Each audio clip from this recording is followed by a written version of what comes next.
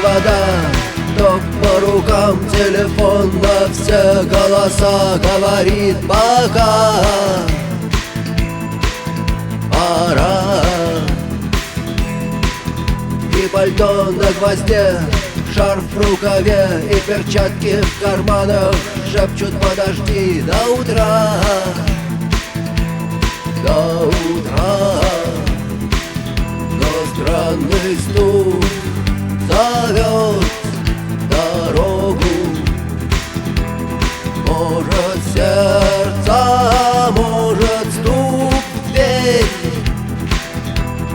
И когда я обернусь на пороге, я скажу одно лишь слово: верь.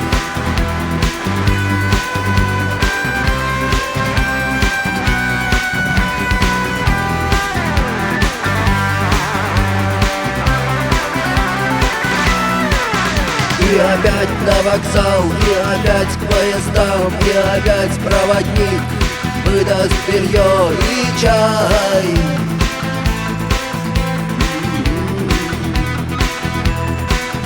И опять не усну, и опять сквозь грохот колес мне послышится слово: